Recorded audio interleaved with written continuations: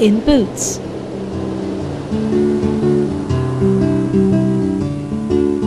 Once upon a time there lived a poor miller who had 3 sons. When he died, all he owned was distributed among his sons. The eldest had the mill. The second had the donkey. And the youngest son had the miller's cat. The boy was very fond of the cat, but he could not see how the cat could ever make him rich. As he gently petted the cat, she said, "Don't worry, master. If you do what I tell you, you will see how much I can do for you. First, get me a large bag and a pair of boots." The youngest son of the miller took some of the money he had and bought a large bag and a fine pair of yellow-colored boots.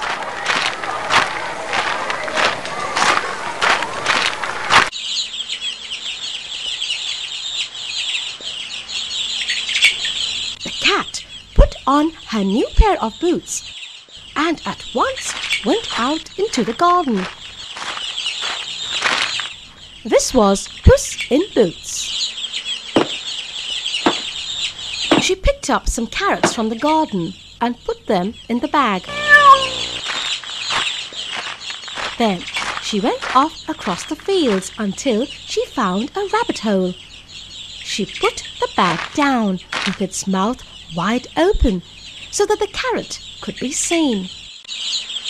Then she hid herself behind a low hedge. Soon a fat grey rabbit came out of the hole. He smelled the fresh carrots and jumped into the bag to eat them. Puss in Boots immediately jumped from behind the hedge and quickly tied a string around the bag. The fat rabbit was caught. Then Puss, wearing her yellow boots, carried the bag on her shoulder and came to the king's palace. She bowed before the king and said, "Your Majesty, I have brought you a fat rabbit from the estate of my master, the Prince of Carabas." The king was surprised to see the yellow boots. But he did not show his surprise. He accepted the gift. The next day, Puss put a handful of grain into her bag and went out into the fields.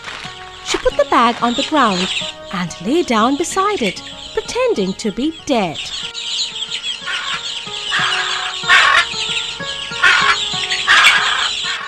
Two parrots came and started to eat the grain. Puss in Boots waited for the right moment and quickly tied a string around the bag, catching both the parrots inside. Once more, she set off for the palace and presented herself before the king. "My master, the Prince of Carabas, begs you to accept these 2 parrots," said Puss in Boots, bowing with respect. "Tell your master," said the king, "I am pleased to accept his gift. He must have a fine castle."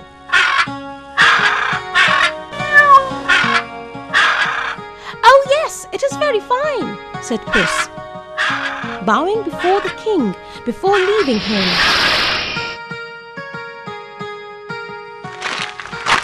As she went through the halls in the palace, she heard that the king and his daughter were going to drive beside the river that afternoon.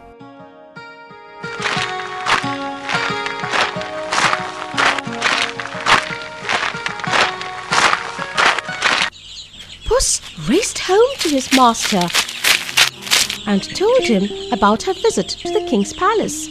She then said to him, "I want you to go and swim in the river. If anyone asks your name, say that you are the Prince of Carabas.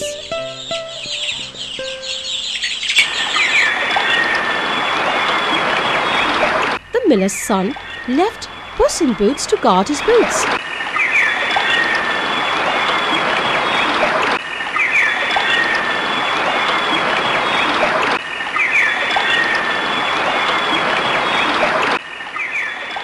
And went to swim in the river. Puss carefully hid his master's clothes under a pile of stones and waited for the royal carriage. As the carriage came near, Puss ran in front of it, shouting, "Help, help! The Prince of Carabas is drowning!" The king stopped the carriage and ordered his servants to rescue the prince.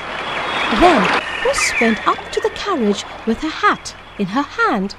She bowed before the king and the princess and said, "We are indeed so grateful that you passed by, but alas, a thief has stolen my master's clothes."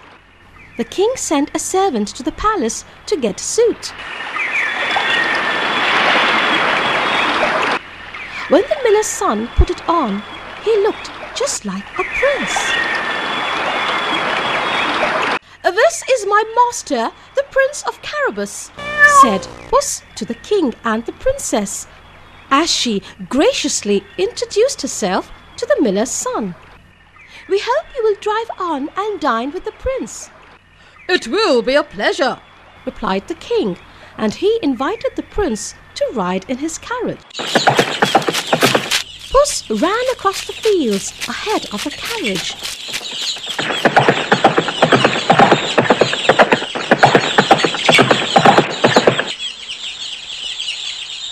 When she met some haymakers, she warned them, "When the king passes this way and inquires to whom this field belongs, you have to say, 'To the Prince of Carabas, your majesty.' If you don't say so, you will be cut into little pieces." Now, the land actually belonged to a terrible giant. All the people were afraid of him.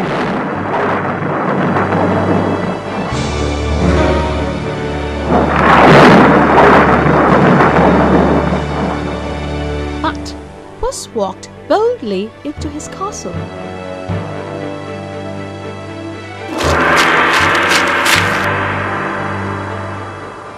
"I've heard that you can turn yourself into any animal you wish.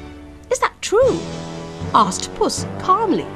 "Oh, yes, of course," said the giant, full of pride. In a flash, he became a roaring lion. Though Puss was terrified at the sight of a big lion, she continued bravely, "It truly is amazing that you can become a big lion. But surely it would be difficult for you to change into a tiny creature such as a mouse." The giant said, "Oh no, it is no problem at all." In an instant, he became a tiny mouse. Puss sprang upon the tiny mouse and with one shake killed it. Thus, the giant who became a tiny mouse died. At that very moment, the king's carriage came near the castle.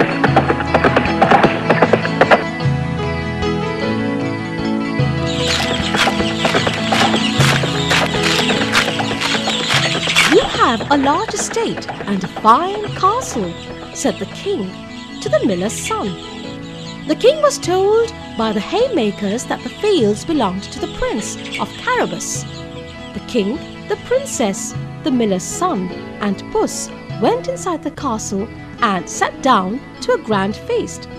"This young man would become a good husband for my daughter," thought the king, and he turned to the miller's son, saying, "Will you marry my daughter?"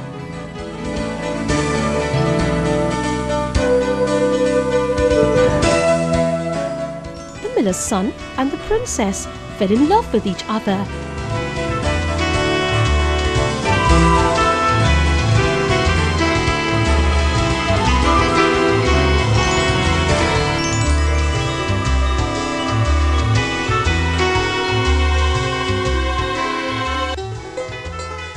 soon they got married and lived happily in the giant's castle.